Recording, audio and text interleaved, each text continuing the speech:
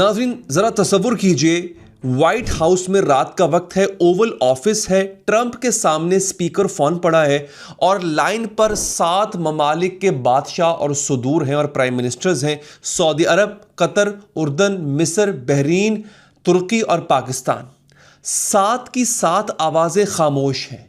Trump ने अभी अभी इनसे एक मुतालबा किया है, एक तजवीज़ और एक मुतालबा किया दोस्तों, और लाइन पर इस कदर खामोशी छाई है कि अगर आप सुई भी गिराएंगे तो उसकी आवाज़ आएगी। और जो मैंने आपको तसव्वुर करने को कहा था, ये आपको ऐसे ही नहीं कहा, असल में ये हुआ है।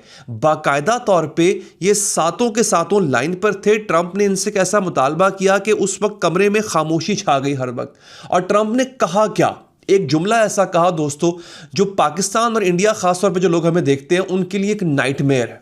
जुमला ये था, अगर ईरान से मुआहदा हो गया, जो कि अनकरीब होने वाला है, तो मैं चाहूंगा कि आप सब इजराइल के साथ अब्राहम अकॉर्ड, अब्राहम मुआहदे में शामिल हो जाएं। आपको याद है दोस्तों अब्राहम मुआहदा जो ट्रंप के पिछले दौर में हुआ था, जिसमें कुछ खलीजी ममालिक ने शमूलियत इख्तियार की थी। पाकिस्तान पर तब भी दबाव था लेकिन कभी मुतालबा नहीं किया गया। सऊदी अरब पर दबाव था लेकिन कभी मुतालबा नहीं किया गया दोस्तों। जब ट्रंप ने यह जुमला कहा और फोन पे सब मौजूद थे, असल वाकया बता रहा हूं आपको, फिर खामोशी छा जाती है। एक्सियोस के बैरिक रेविड एक बड़े सीनियर रिपोर्टर हैं, उन्होंने ये खबर 14 घंटे पहले ब्रेक की थी। उनके अल्फाज क्या थे, वो कहते हैं सदर की दरख्वास्त का जवाब फोन लाइन पर खामोशी से मिला। खामोश, ये कोई मामूली खामोशी नहीं थी। और फिर जब ये खामोशी होती है दोस्तों, उसके बाद ट्रंप जो है वो खुद ही इस बात को भांप जाता है कि मेरी बात किसी को पसंद नहीं आई, और उसने कुछ इस तरह से बात की, हाँ लगता है सबको सांप सूंघ गया। ये ट्रंप के अल्फाज से दोस्तों। तो बैरक डेविड लिखते हैं कि ये एक पूरी दहाई की पॉलिसी की मौत का ऐलान था। दोस्तों ये वो लम्हा है जिसका तज्जिया करने में आपके टेलीविजन चैनल जो है वो नाकाम रहे हैं, क्योंकि उन्होंने इस बात को उस तरह से कवर ही नहीं किया। क्योंकि ये सिर्फ एक सिफारती नाकामी नहीं थी, ये एक बहुत बड़ा मोड़ है, एक ऐसा मोड़ जिसके बाद दुनिया पलट गई थी। और साथ ही तेहरान में कुछ हो रहा है जिसे देखकर इसराइल के अपने फौजी सरबराहान हैरान हैं, जिसका जिक्र आगे चल के होने वाला है। एक ऐसी ताकत जो 70 दिन की शदीद जंग के बावजूद नहीं टूटी है, एक ऐसा निज़ाम जो अमरीकी बमबारी के बावजूद मजबूत हुआ है। और सबसे बड़ी बात, इस लम्हे में एक ऐसा इंसान वाशिंगटन से बाहर कर दिया गया है, उसको वाशिंगटन से दूर कर दिया गया है, जो 25 साल से मिस्टर ईरान के नाम से जाना जाता था। ये मिस्टर ईरान कौन था, ये किसने टाइटल अपने नाम लिया था, और वो अपने दफ्तर में इस वक्त अकेला बैठा है। उसकी सारी जिंदगी की पॉलिसी, उसका पूरा नजरिया आज मलबे तले दब गया दोस्तों। तो आज के इस तजिए में आप सुनेंगे वो कहानी जो इसराइली अखबारात खुद लिख रहे हैं। 5 मिनट के बाद एक ऐसा इंकशाफ होगा जो आपको हैरान करेगा, और वो तेहरान के ऊपर तलू होने वाले एक नए सूरज की कहानी है। एक ऐसा सूरज जिसका रोशन होना किसी ने सोचा भी नहीं था कि वो इस आबोताब से रोशन होगा दोस्तों। सबसे पहले समझते हैं, जो लोग नहीं जानते अब्राहम अकॉर्ड के बारे में या अब्राहम मुआहदा इब्राहिमी के बारे में, सादा अल्फाज में आपको बता देता हूँ। 2020 का ये वो मुआहदा है जिसके तहत कुछ खलीजी ममालिक ने इसराइल को बाज़ाब्ता तस्लीम किया था। बाद में मराकश और सूडान भी शामिल हुए थे। ट्रंप के पहले दौरे सदारत का ये सबसे बड़ा तोहफा माना जाता है अमरीकियों और इसराइलियों के लिए। और उनका ख्वाब था आगे चल के कि सऊदी अरब भी इस मुआहदे का हिस्सा बन जाए ताकि मशरिक़ वस्ता का नक्शा बदल दिया जाए। लेकिन 6 साल में दुनिया बदल गई है। मारियो नौफल का तज़िया पढ़िए, उन्होंने 14 घंटे पहले शाया किया था। कहते हैं कई रहनुमा हैरान रह गए, सऊदी अरब इजराइल के साथ ताल्लुकात के लिए फ़लस्तीनी रियासत की शर्त रख रहा है। सऊदी अरब ने इससे पहले ये शराइत नहीं रखी थी। सऊदी अरब अंदर ही अंदर कहीं ना कहीं इजराइल के साथ कांटेक्ट में था। लेकिन अब खुद मारियो नौफल कह रहे हैं, मगरबी सहाफ़ी हैं, कि लोग हैरान हैं कि सऊदी अरब इतनी बड़ी शर्त रख रहा है। और खलीजी रियासतें इनके सामने, खलीजी रियासतों के सामने एक ताज़ा मिसाल है कि इसराइल के साथ खड़े होने की क्या कीमत होती है। ईरान ने खलीज पर हमले इसलिए किए कि ये ममालिक इसराइल के करीब थे। ये जंग अगर किसी नतीजे पर पहुंची है तो वो नतीजा क्या है, ये बड़ी इंटरेस्टिंग बात बताने जा रहा हूं जो मारियो ने की। वो ये है कि खलीज इब्राहिम मुआहदे से दूर और तेहरान के करीब हो गया है। यहां पे आप हैरान होंगे कि क्या वाकई ऐसा, हाँ एग्जैक्टली ऐसा है। हालांकि ईरान के साथ इनकी जंग हुई है मगर ईरान के और करीब हो गए हैं, और ये बात भी समझ चुके हैं कि इजराइल से दोस्ती की भारी कीमत अदा करना पड़ती है। सेनेटर लिंडसे ग्राहम ये वो आदमी है जो पाकिस्तान पर भी तनकीद करता है, पाकिस्तान के किरदार पर शक करता है, इजराइल का दोस्त माना जाता है। इसकी तजवीज़ के सबसे बड़े हामी हैं वो, इस तजवीज़ के सेनेटर लिंडसे ग्राहम। और जो बम फोड़ा है इस आदमी ने, वो आज से पहले तारीख में किसी ने नहीं फोड़ा। ज़रा सुनिए, उन्होंने एक्स पर एक तवील पोस्ट लिखी है। इस पोस्ट का लहजा नरमी वाला नहीं है, ये धमकी वाला लहजा था। ग्राहम के अपने अल्फाज हैं, और ध्यान रखिए कि ये एक अमरीकी सेनेटर बोल रहा है। अल्फाज क्या है? अगर आपने इब्राहिम मुआहदे में शामिल होने से इनकार किया तो इसके हमारे मुस्तकबिल के ताल्लुकात पर शदीद नताइज होंगे, और तारीख इसे एक बड़ी गलत फहमी के तौर पर देखेगी। ये आप कौन है? सेनेटर लिंडसे ग्राहम, ये इजराइल का फ्रेंड ऑफ इजराइल का टाइटल है इसके पास, इजराइल का दोस्त इसका टाइटल है इसके पास। ये पर्सनल फ्रेंड है नेतन्याहू का, और इस वक्त ये ट्रंप के बहुत ही करीब। ये जब बात कर रहा है तो अपने से नहीं कर रहा, वो कह रहा है कि आपको नताइज भुगतना पड़ेंगे। ये आप कौन है दोस्तों? 3 मुल्कों के नाम लिए उसने, 3 मुल्कों के, सऊदी अरब, कतर और पाकिस्तान को धमकी दी गई है खुलेआम एक अमरीकी सेनेटर की तरफ से। और पाकिस्तान का नाम लेना गौरतलब है। ग्राहम के अल्फाज फिर से पढ़िए, सऊदी अरब, कतर और पाकिस्तान अगर अब्राहम मुआहदे में शामिल हो जाएं तो ये खित्ते और दुनिया के लिए ट्रांसफॉर्मेटिव होगा। ये एग्जैक्ट अल्फाज है। पाकिस्तान का नाम अब्राहम मुआहदे की फहरिस्त में है। ये पहली बार हुआ है कि एक अमरीकी सेनेटर ने खुलेआम पाकिस्तान से ये मुतालबा किया है, और ये तजवीज़ उस वक्त आई है जब पाकिस्तान, अमरीका और ईरान के बीच सालिस बना हुआ है।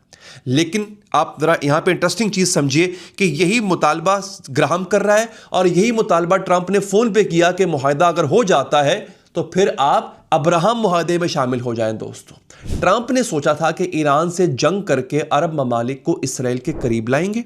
नतीजा उल्ट निकला। ईरान से जंग ने अरब ममालिक को इसराइल से दूर कर दिया और तेहरान के करीब ले आई। अब ये डिप्लोमेसी का वो कमाल है जिसे ट्रंप ने सिपा सालारी का ख्वाब देखते हुए ज़ाया कर दिया। अब वो खामोश फोन लाइन पर बैठकर सुदूर और बादशाहों से भीख मांग रहे हैं, बराह करम इसराइल को तस्लीम कर लें, प्लीज़ अब्राहम अकॉर्ड का हिस्सा बन जाए। और जो बाकी मुल्कों के सुदूर और वहाँ के जो बादशाहत है वो खामोश बैठी है। ज़रा सोचिए, 5 साल पहले ट्रंप यही तजवीज़ अगर रखते तो सऊदी अरब शायद हाँ कह देता। आज वो भी हाँ नहीं कह सकता, और ना भी नहीं कह रहा बाय द वे। और इस खामोशी में एक पूरी दहाई की अमरीकी पॉलिसी दफन होती नजर आती है। और अब मैं आपको लेके आता हूं इस कहानी के दूसरे किरदार की तरफ, बेंयामिन नेतन्याहू। इसके किरदार के ऊपर बड़ी दिलचस्प बातें मैंने आज इकट्ठी की जो आपको बताऊंगा। दोस्तों, 25 साल से इसको मिस्टर ईरान का टाइटल दिया गया था। यानी वो शख्स जिसने अपना करियर इस नजरिए पर बनाया कि ईरान को रोकना उसका मकसद है हर सूरत में। उसका पॉलिटिकल करियर बना ही ऐसा था। और अब उसकी अपनी फौज का एक साबिक सीनियर अफसर उसकी पॉलिसी की मौत का ऐलान कर रहा है। नाम पर ध्यान रखिएगा, डेनी स्ट्रेनोविच। ये शख्स इजरायली फौजी इंटेलिजेंस के ईरान डिवीजन के सरबराह थे। यानी ईरान को समझने की जिम्मेदारी इस इंसान पर थी कि ईरान करता क्या है, ईरान का फोकस क्या है, ईरान की पॉलिसी स्ट्रैटेजी क्या है। आज वो इजरायली थिंक टैंकों में सीनियर फेलो माना जाता है। और आज 25 मई की सुबह इजराइल हायूम अखबार, अब ये हायूम जो है ये नेतन्याहू का हिमायती अखबार माना जाता है, उसने एक मजमून लिखा है। इसमें मजमून का अनवान क्या है? नेतन्याहू का ईरान नजरिया कैसे गिरा, कैसे वो तबाह हुआ, ईरान नजरिया। इस उन्वान को पढ़िए। नेतन्याहू के अखबार में इसकी पॉलिसी की मौत का ऐलान। सेंट्रोविच लिखते हैं, और ये खुलासा बता रहा हूं असल अल्फाज का, नेतन्याहू ने सालों खुद को मिस्टर ईरान बना के पेश किया। आगे गौर कीजिएगा, उनका दावा था कि मुसलसल दबाव, अमरीका इसराइल ताउन और ताकत का इस्तेमाल, ये 3 चीजें तेहरान को हथियार डालने या हुकूमत के गिराने पर मजबूर कर देंगी। इन्हें अमेरिका से बेमिसाल हिमायत मिली, B-2 बमबार तैयारों समेत। और फिर भी बहुत इंपॉर्टेंट है, फिर भी क्या हुआ? फिर भी सेंट्रोविच 3 नुकात यहां पर गिनाते हैं। 3 नुकात। पहला, हुकूमत नहीं गिरी, आपके सामने है। दूसरा, ईरान ज्यादा बुनियाद परस्त, ज्यादा पुरएतमाद, ज्यादा पायदार होकर सामने आया। तीसरा, ईरान ने हुर्मुज़ को एक बड़ी चाल के तौर पर इस्तेमाल किया और जीत गया। सेंट्रोविच आगे लिखते हैं कि जो सबसे काटदार जुमला है, नतीजा क्या निकालता है उसका, वो कहता है एक ज्यादा मिलिटरलाइज्ड ईरान, एक ऐसा ईरान जिसमें फौज पहले से ज्यादा ताकतवर है, जो पासदाराने इनकलाब यानी IRGC के मजबूत असर में है, और मुश्तबा खामनाई मरहूम सुप्रीम लीडर, शहीद सुप्रीम लीडर के बेटे तख्त पर बैठ गए हैं। जंग ने ईरान की फितरी अंदरूनी जवाल को रोक दिया है। अब ये जो कि इजरायली है, उसका ख्याल ये था कि ईरान फितरी जवाल की तरफ है, जो ईरान के अंदर एहतजाज हुए थे। वो कहता है कि फितरी जवाल को रोक दिया, जो एहतजाज, माशी बहरान और कम लेजिटिमेसी से आ रहा था। इसे दोबारा पढ़िए दोस्तों। एक इजरायली फौजी इंटेलिजेंस का साबिक सरबराह कह रहा है कि जंग ने ईरान की फितरी अंदरूनी जवाल को रोका, यानी अगर यह जंग ना होती तो शायद ईरान अपनी ही अंदरूनी मिसाइल से कमजोर होता। लेकिन नेतन्याहू ने जंग शुरू करके ईरान को एक नई जिंदगी दी है, और ये एक शख्स नहीं है, एक पूरा जवार उठ चुका है। इजरायली सहाफी हैं अमित सहगल और दीगर इजरायली जराए का कह रहे हैं कि नेतन्याहू को अमरीकी मुज़ाकरारों ने कॉकपिट से उतार दिया। मैंने कल के व्लॉग में आपको बताया था, ये एग्जैक्ट अल्फाज थे। और जिस कदर अकेला नेतन्याहू हो चुका है, शायद ही कोई आज तक हुआ होगा। यानी जिस कॉकपिट में वो 20 साल से बैठे फैसले कर रहा था, अब वो उसमें नहीं है। न्यूयॉर्क टाइम्स ने गुज़िश्ता हफ्ते ये खुलकर लिखा था, अमेरिका ने इसराइल को तकरीबन मुकम्मल तौर पर इन मुज़ाकरात से बाहर रखा। और यहाँ एक और हैरानकुन बात, सेंट्रोविच ने एक्स पर एक पोस्ट की है जिसमें एक तल्ख हकीकत बताई। उसके अल्फाज थे कि कुछ लोगों का पूरा करियर ईरान से टकराव पर मुनहसर है। ये कुछ लोगों में कौन है? नेतन्याहू। ये मानना कि यह हिकमत अमली नाकाम हो गई है, इसका मतलब है कि उनका अपना पेशा वाराना मुस्तकबिल अचानक गैर यकीनी हो सकता है। इसलिए ये लोग कहते रहेंगे कि बस थोड़ा और दबाओ, काम कर जाएगा, बस एक और हमला, एक और पाबंदी, एक और खुफिया मुहिम और निज़ाम टूट जाएगा। ये सब झूठ है। सेंट्रोविच के अल्फाज, इजरायली साबिक इंटेलिजेंस चीफ के अल्फाज, और वो काटदार सच बोलता है। कहता है ईरान नाम के मसले का कोई खालिस फौजी हल है ही नहीं। यानी जो मसला जिसका नाम ईरान है, अकॉर्डिंग टू देम, उसका कोई आप फौजी जंग जीत ही नहीं सकते। ये इजरायली फौज का साबिक अफसर कह रहा है, आपके टेलीविजन चैनल नहीं कह रहे दोस्तों। और अब सबसे दिलचस्प हिस्से पे मैं आपको लेके आया हूं, क्योंकि सेंट्रोविच तो सिर्फ एक तज्जिया है ना, लेकिन आज 25 मई की सुबह द यरूशलेम पोस्ट, इजराइल का सबसे बड़ा अंग्रेजी अखबार, उसने कैसा मजमून शाया किया जिसने वॉशिंगटन से तेल अवीव तक हलचल मचा दी है। मजमून का उन्वान दिल दहला देने वाला है, गौर कीजिएगा। वो कहता है ईरान ने जंग नहीं जीती, उसने कुछ ज्यादा खतरनाक जीता। ये अल्फाज आपके सामने पट्टी चल रही है यरूशलेम पोस्ट की दोस्तों। मुसन्निफ हैं AJ जैफ, ये एक सीनियर स्ट्रेटेजिक सिक्योरिटी तज्जियाकार हैं जिन्हें 20 साल का तजुर्बा है, और उनका ये मजमून 5 ऐसी चीजें गिन के बताएगा जो ईरान ने इस जंग में जीती हैं और जो पहले नहीं थी। पहली चीज, अब आपने गौर करना है मेरे साथ व्लॉग में, हुर्मुज़ पर कानूनी हकमियत तो पहले भी थी, अब कानूनी हकमियत है। अल जाफ लिखते हैं कि ईरान ने पार्लियामेंट से कानून पास करा के हुर्मुज़ को अपनी खुद मुख्तारी के तहत कर लिया है। ये सिर्फ फौजी इक़दाम नहीं, ये एक मुस्तकिल कानूनी ढांचा है। जंग बंदी हो या ना हो, ये कानून ख़त्म नहीं होगा। दूसरा, इंटरनेट केबल्स पर कंट्रोल है। ये बहुत कम लोगों को पता होगा कि इंटरनेट केबल्स आपकी बहरे हुर्मुज़ से गुजरती। ये सुनकर आप हैरान भी हो जाएंगे। हुर्मुज़ के नीचे से समंदरी इंटरनेट केबल्स गुजरती हैं। इन केबल से रोजाना, सुनिएगा, $10 ट्रिलियन के माली लेन देन गुजरते हैं। 10 ट्रिलियन खरब डॉलर की बात कर रहा हूं, 10,000 अरब डॉलर। ईरान ने इन केबल्स के लिए एक कानूनी ढांचा शाया कर दिया। गूगल, मेटा और माइक्रोसॉफ्ट जैसी कंपनियों को ईरानी इजाजतनामा लेना होगा, ईरानी कानून के तहत काम करना होगा और टोल अदा करना होगा, चुंगी अदा करनी होगी। अलजाफ लिखते हैं ये धमकी नहीं है, ये एक शाया शुदा कानूनी ज़ाब्ता है। और बात यह है, किसी भी अमरीकी या यूरोपीय स्टॉक एक्सचेंज पर इस खतरे की कीमत अभी तक शामिल नहीं हुई है। तीसरी चीज सुनिए, गवादर। जी हां, आपने ठीक सुना, पाकिस्तान का गवादर बंदरगाह। अलजाफ लिखते हैं कि ईरान ने अपनी तिजारत को जो है वो बाकी खलीजी ममालिक के जो बंदरगाह है वहां से हटाकर गवादर की तरफ कर लिया। तकरीबन 45 अरब डॉलर सालाना की तिजारत अब चीनी ऑपरेटेड बंदरगाह से गुजरेगी, एक एटमी मुल्क में जो अमेरिका का बुनियादी अमन सालिस है। कौन? पाकिस्तान, उसकी बंदरगाह चीनी ऑपरेट कर रहे हैं, खुद वो एटमी मुल्क है, अमेरिका का सालिस है। तो इस वक्त एक ऐसे मजबूत मुल्क के पास बंदरगाह है जिसको कोई छू नहीं सकता। यानी अमेरिका ने ईरान का मुहासरा किया और ईरान ने अपना तिजारती रास्ता पाकिस्तान के गवादर पर मुंतकिल कर दिया जो चीन चलाता है। अमेरिकी मुहासरा एक चीनी इंफ्रास्ट्रक्चर को ईरान की बका का जरिया बनाकर छोड़ गया है। चौथी चीज, नए इत्तेहादी। ये बहुत इंटरेस्टिंग है। जाफ लिखते हैं, रूस ने HQ-9 फजाई दिफाई निज़ाम तकनीकी मदद और सिफारती पर्दापोशी फराहम की। चीन ने ईरानी तेल खरीदने वाली रिफाइनरीज पर सानवी पाबंदियों को रोकने के लिए एक फॉर्मल ब्लॉकिंग रूल जारी किया।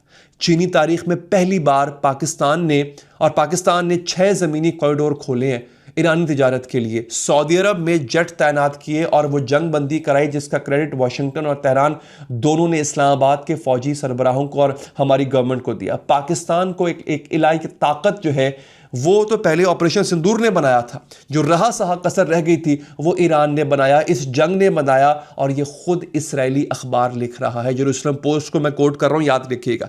पांचवी चीज जो सबसे बड़ी, अलजाफ लिखते हैं कि जंग असल में न्यूक्लियर के लिए इशू के लिए नहीं थी, ये मादनियात के लिए थी। ईरान दुनिया का दूसरा सबसे बड़ा लिथियम का ज़ख़ीरा रखता है। 50 million ton rare earth elements के नए ज़ख़ायर दरियाफ्त ईरान में हुए हैं। ईरान के कुल मादनी ज़ख़ायर की कीमत, सुनिएगा आप हैरान मत होइएगा, $770 अरब है और दुनिया का 21वीं सदी का इन्हसार इन्हीं मादनियात पर है। जैसे 20वीं सदी तेल पर थी, ये जो 21वीं सदी है वो रेयर अर्थ मिनरल्स पे चलेगी। चीन इस वक्त दुनिया के 85% रेयर अर्थ मिनरल्स को प्रोसेस करता है। अगर ईरान अमरीकी गलबे में आता तो अमरीकी तारीख का सबसे बड़ा रिसोर्स एक्विजिशन होता। अलजाफ लिखते हैं, ईरान को यह जंग जीतने की ज़रूरत नहीं थी, सिर्फ हारने की ज़रूरत नहीं थी।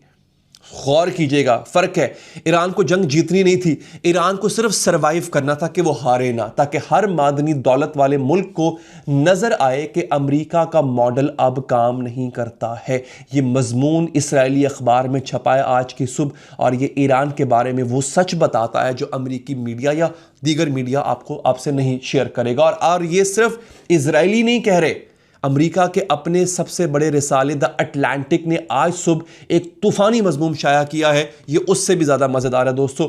मजमून निगार है टॉम निकोलस, साबिक रिपब्लिकन है, नेवल वॉर कॉलेज के प्रोफेसर हैं और अटलांटिक अखबार के सीनियर तजरकार हैं। मजमून का उन्वान पढ़िए, ट्रंप की जंग एक बिखरे हुए नामरबूत शिकस्त की तरफ बढ़ रही है। मैं आपको ट्रांसलेशन बता रहा था। बहुत से लोग शिकायत करते थे कि आप पहले इंग्लिश पढ़ते हैं फिर उर्दू पढ़ते हैं, तो मैंने एक नया तरीका ये अपनाया कि मैं सिर्फ ट्रांसलेशन पढ़ता हूं, मैं इंग्लिश पढ़ता ही नहीं। वो सामने लिखी हुई आ जाती है, पढ़ लिया करें।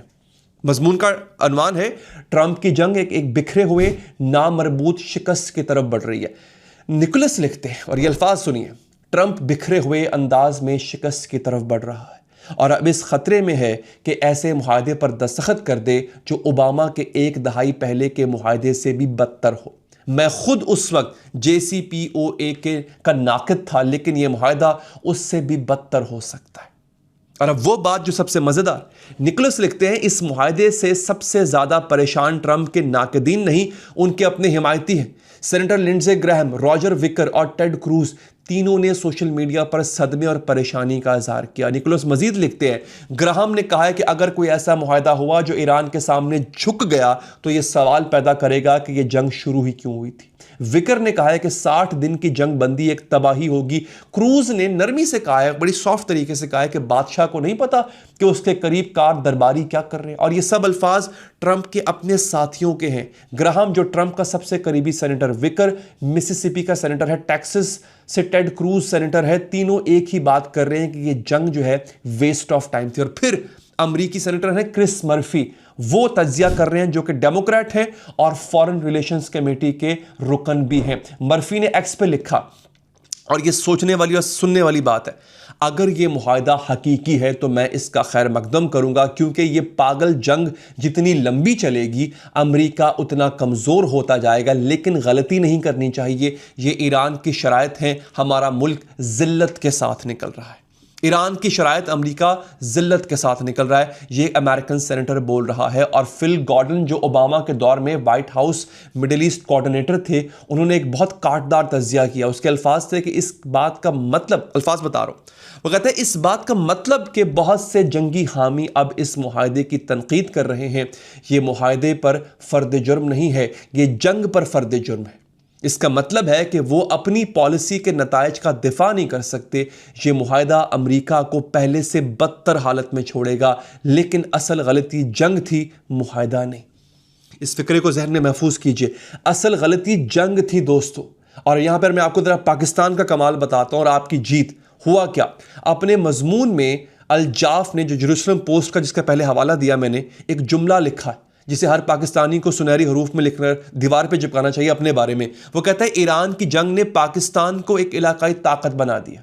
ये इस्राएली अखबार लिख रहा है पाकिस्तान के बारे में, 25 मई 2026 का ये शाया करदा है, जाके गूगल पे पढ़ सकते हैं। और ये सिर्फ अल्फाज नहीं है, इसके पीछे कुछ हकायक है। पाकिस्तान ने अमेरिका ईरान जंग बंदी कराई, पाकिस्तान ने सऊदी अरब में अपने जेट तैनात किए, एक डिफेंस पैक्ट के तहत पाकिस्तान ने ईरान को 6 ज़मीनी कॉरिडोर रस्ते अपनी तिजारत के लिए दिए। और सबसे बड़ी बात, पाकिस्तान का गवादर जो अभी तक पूरी तरह फाल भी नहीं था, वो अब ईरान के 45 अरब डॉलर की सालाना तिजारत का मरकज़ बन रहा है। ये पाकिस्तान के लिए एक माशी नेमत है। गवादर के ज़रिए ट्रांजिट फीस, रोज़गार और सरमायाकारी आएगा एक ऐसे वक्त में जब पाकिस्तान का गैर मुल्की ज़र मुबादला सिर्फ 12 अरब डॉलर है। ये मौका आसमान से गिरा हुआ तोहफा है, लेकिन एक ख़तरा भी है। और ख़तरा क्या है? सेनेटर ग्राहम की धमकी याद रखिए, अगर आपने अब्राहम मुआहदे में शामिल होने से इनकार किया तो शदीद नताइज होंगे। पाकिस्तान इस वक्त एक ऐसे मोड़ पर है, अमेरिका से कर्ज चाहिए, IMF से रियायत चाहिए, सऊदी अरब और कतर से सरमायाकारी चाहिए, और इसी असना में इसराइल को तस्लीम करने का दबाव आ रहा है। सोचिए, जब पाकिस्तान के पास इतनी कम अपॉर्चुनिटीज़ हैं, पाकिस्तान की पोजीशन मुश्किल भी है। एक तरफ अपोजिशन जो अब्राहम मुआहदे के लफ्ज़ पर आग बगोला हो जाएगी, अपोजिशन क्या, अवाम, आप और मैं, हम सब भी। आप अब्राहम मुआहदे को कबूल कोई नहीं करेगा पाकिस्तान। दूसरी तरफ एक अमेरिकन सेनेटर की धमकी है और ख़ुद ट्रंप की ख्वाहिश है कि पाकिस्तान इस अब्राहम मुआहदे का हिस्सा बने। अगर हुर्मज़ खुलती है तो तेल सस्ता होता है, पेट्रोल की कीमत कम होती है, बिजली का बिल कम होता है। लेकिन अगर ये मुआहदा टूटता है या खुदा ना खासा दोबारा जंग शुरू होती है तो पाकिस्तान की मैशत का क्या बनेगा, हिंदुस्तान की मैशत का नाजरीन क्या बनेगा। तो दोस्तों, आज रात जब आप ये वीडियो देख रहे हो तो दुनिया एक नए दौर में दाखिल हो चुकी होगी और ये दौर आपको समझना होगा। पहली हकीकत दोस्तों ये है कि नेतन्याहू का 25 साला नज़रिया, मिस्टर ईरान का नज़रिया, आज इजराइल हायूम ने उसको कब्र के अंदर जाके दफन कर दिया हुआ नाज़रीन। और ख़ुद अब अमरीकी इस मुआहदे को नहीं बल्कि इस जंग को गलत तसव्वुर कर रहे हैं। आप इस पे अपना तज्जिया लाजमी दीजिए, मुझे इंतज़ार रहता है दोस्तों आपके तज्जियों का, क्योंकि वो सिर्फ कमेंट नहीं होता है, मेरे लिए बाकायदा तौर पे वो तज्जिया होता है। मैं इसको शामिल करता होता हूँ अपने वीलॉग्स के अंदर। वीडियो को अगर पसंद आई है तो प्लीज़ चैनल को सब्सक्राइब कीजिए, और अगर आप मुझसे बात करना चाहते हैं फेसबुक पे लाइव, तो आपने चैनल को सिर्फ फॉलो नहीं करना, सब्सक्राइब भी करना है। अपना ख्याल रखिए नाजरीन, अल्लाह निगहबान।